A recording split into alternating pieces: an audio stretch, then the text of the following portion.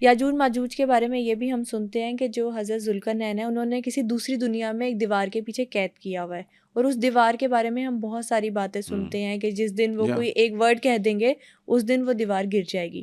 کیا یہ حقیقت ہے؟ بالکل درست ہے، قرآن مجید کے اندر ہے. یہ تو کوئی دوسری دنیا نہیں ہے، وہ یہی دنیا ہے. حضرت ذوالقرنین جب دنیا فتح کر رہے تھے اور اپنے سفروں میں تھے، اس دوران وہ ایک ایسی وادی سے گزرے جو دو پہاڑوں کے درمیان تھی. یہ قرآن مجید میں. تو اس وادی کے ارد گرد جو آبادیاں تھیں، انہوں نے حضرت ذوالقرنین سے شکوہ کیا کہ یہاں ایک ایسی قوم رہتی ہے جو نہایت ظالم ہے، جو خون پی جاتے ہیں، جو چیتھڑے کھا جاتے ہیں، ہمیں مار دیتے ہیں، ان کے کچھ علاج کریں. تو حضرت ذوالقرنین، اور ہم آپ کو کچھ دیں گے، قرآن میں عوض دیں گے، مال دیں گے. حضرت ذوالقرنین نے فرمایا اللہ کا دیا بہت کچھ ہے، تم میری مدد کرو. انہوں نے کہا لوہے کے ٹکڑے اٹھا کے لاؤ. اب دیکھیں کتنی پرانی بات، اور ٹیکنالوجی کا اندازہ کر لیں آپ. بالکل ٹھیک ہے نا. اسی طرح آپ آج کی دنیا میں اگر ہم دیکھیں تو یہ کہتے ہیں نا کہ آج کی لوہا جو دنیا ہے میں وہ کسی آپ دوسری دنیا سے وہ آیا نہیں ہوا ہے. بنا سکتے جو اس وقت انہوں نے بنائی تھی.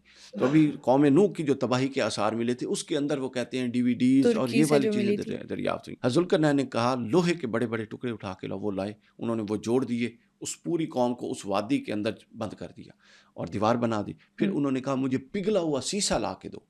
انہوں نے سیسا لا کے دیا، اس کے اوپر سیسا ڈال دیا اور پھر آگ لگا کے دھونک دی، قرآن کہتا ہے. اچھا تاکہ وہ آگ وہ اتنی مضبوط ہو گئی دیوار.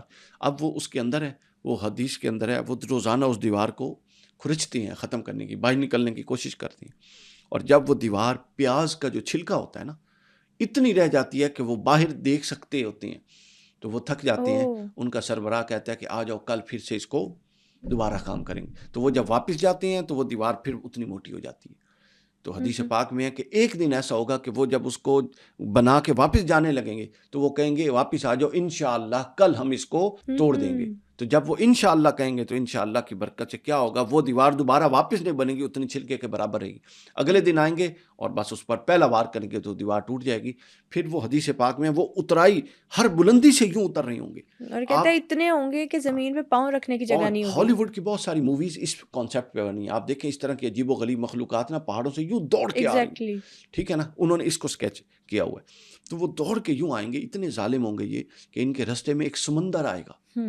سمندر اب کتنا بڑا ہوتا ہے، آپ نے دیکھا ہے نا، بے شک کتنا بڑا ہوتا ہے. وہ سمندر کا پانی اس طرح پی جائیں گے کہ ان کے پیچھے قافلہ گزرے گا، وہ کہے گا یہاں تو سمندر تھا ہی نہیں، یوں خشک ہو جائے گا. اتنی خشکی ہو جائے گی. پھر وہ لوگوں کو ماریں گے، تباہی اور بربادی مچائیں گے.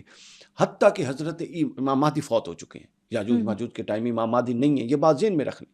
حضرت عیسیٰ علیہ السلام اللہ کی بارگاہ میں دعا کریں گے کہ مولا یہ جو مومنین بچ گئے ہیں ان کو اس سے نجات دے، یاجوج ماجوج سے.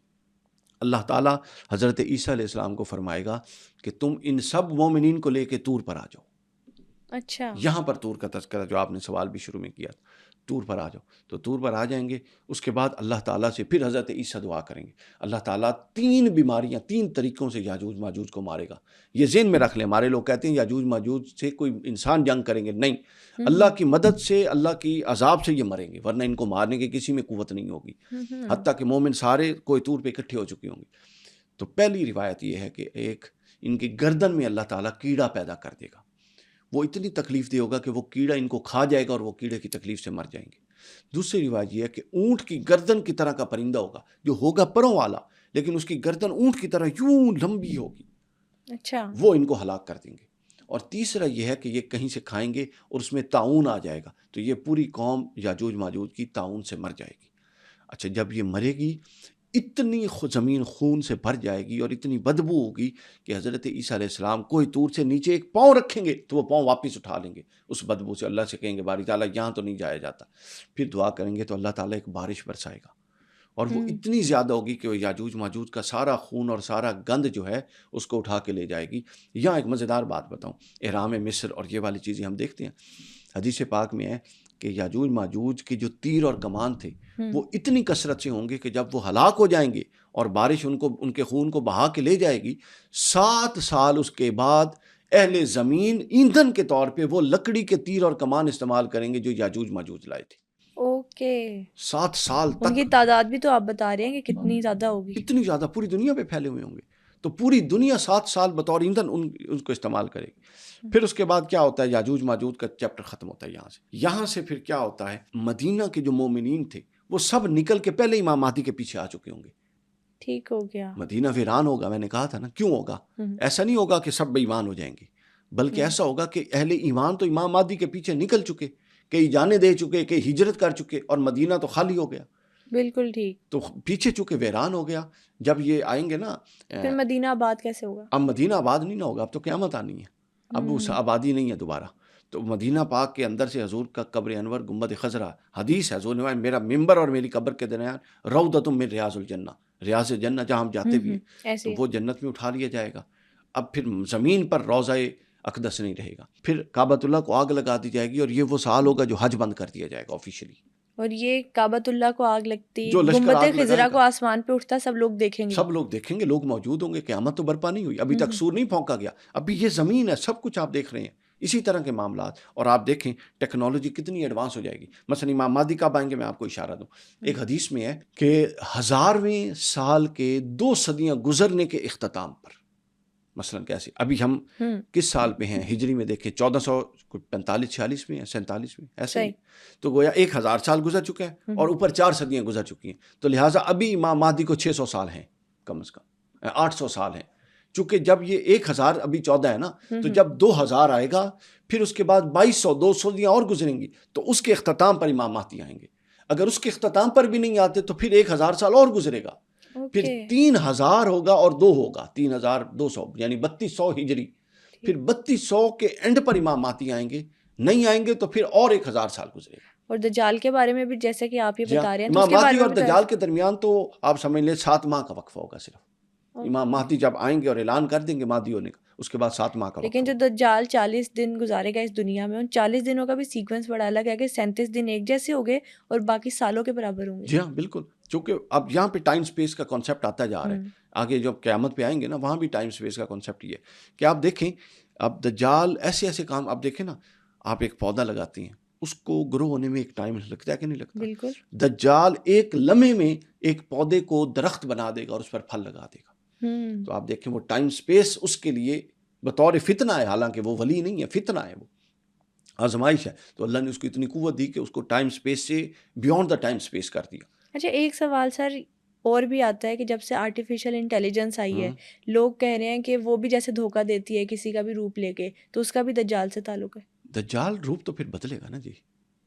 آپ یہ سمجھ لیں کہ آپ جتنا آرٹیفیشل ہوتے جائیں گے، آپ کی اپروچ اتنی وہ سمجھ لیں کہ اس کے اندر سے جینوننس ختم ہوتی جائے گی. ایسے ہی ہے، ٹھیک ہے نا. آپ جینون دیکھیں نا، ابھی جب سے آرٹیفیشل انٹیلیجنس آئی ہے، کتابوں سے لوگ دور ہو گئے ہیں، جینون اپروچ آپ کی ختم ہوتی جائے گی. تو یہ الٹیمیٹلی چیزیں دجال کو ہیلپ آؤٹ کریں گی، مومنین کو ہیلپ آؤٹ نہیں کریں گی. کر سکتی ہیں اگر مومنین بھی پازیٹیولی چلیں، پروگریسولی چلیں، لیکن ایسا کم ہوتا ہے. تو میں بتا رہا تھا کہ کعبۃ اللہ کو آگ لگ جائے گی. اس کے بعد سورج مغرب سے نکلے گا، ٹھیک ہے، مشرق سے نکلتا ہے، مغرب میں غروب ہوتا ہے، تو مغرب سے طلوع ہوگا. اس کے بعد توبہ ختم، پھر ایک دھواں نکلے گا، اور وہ دھواں جو بھی اہل زمین سونگے گے، اس میں جو مومنین ہوں گے ان کو نزلہ ہو جائے گا، فلو، اور جو منافقین ہوں گے وہ دھواں سونگ کے بے ہوش ہو جائیں گے. اس دھوئیں کا مقصد ایک پہچان کروانا ہوگی ملائکہ کو کہ یہ مومن ہے جس کو صرف نزلہ لگ رہا ہے، اور یہ منافق ہے جو بے ہوش ہو رہا ہے. اس کے بعد ایک ٹھنڈی ہوا چلے گی، اور اس ٹھنڈی ہوا جو مومن سونگے گا اس کی روح قبض کر لی جائے گی. زمین پر پھر کوئی مومن نہیں رہے گا. قیامت مومنین پر نہیں آئے گی، یہ بات ذہن میں رکھ لیں. قیامت صرف منافقین پر آئے گی، منکرین پر آئے گی، کفار و مشرکین پر آئے گی. حتیٰ کہ حدیث میں اگر کوئی شخص غار میں بیٹھا ہوا ہے یا دروازہ بند کر کے بیٹھا ہوا ہے اور تھوڑا سی وہ ٹھنڈی ہوا اس کو سونگ لے گا تو اس کی روح قبض ہو جائے گی. قیامت والے دن ہم جو ہیں وہ مومنین نہیں ہوں گے، اس سے پہلے وہ انتقال کر گئے ہوں گے. مومن اس سے پہلے سب انتقال کر گئے. جب سور پھونکا جائے گا تو کوئی مومن اس وقت نہیں ہوگا، اس سے پہلے مومن انتقال کر گئے ہوں گے. پھر اس کے بعد ہے کہ ٹھنڈی ہوا کے بعد قرآن مجید اٹھا لیا جائے گا، اور قرآن روتا ہوا پہلے آسمان، دوسرے آسمان، تیسرے آسمان، حتیٰ کہ 7ویں پہ جائے گا. ربی پکارے گا، اللہ جواب نہیں دے گا. 7ویں آسمان پر اللہ فرمائے گا کہ اے قرآن، تجھے تو میں نے اہل زمین کی ہدایت کے لیے اتارا تھا، تو کیوں واپس آ گیا؟ تو قرآن کہے گا باری تعالیٰ یہ سب مجھے پڑھتے تھے، ولا یعمل بی، اب زمین پر کوئی مجھ پر عمل کرنے والا نہیں تھا تو میں واپس آ گیا.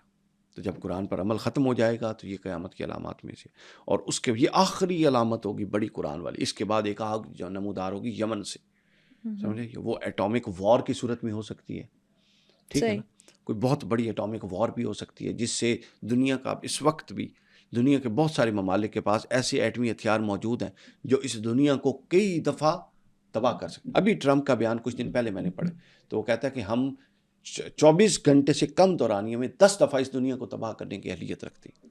اچھا. تو ظاہر ہے یہ سب چیز اسی طرف جائیں گی کیونکہ ایسے حالات بنیں گے کہ ایک ایسی آگ نکلے گی جو زمین کو لپیٹتی اور سب کو میدان محشر میں اکٹھا کر دے گی. یہ وہ موقع ہوگا کہ حضرت اسرافیل علیہ السلام کو حکم ہوگا کہ وہ سور پھونک دیں گے. نفخ السور.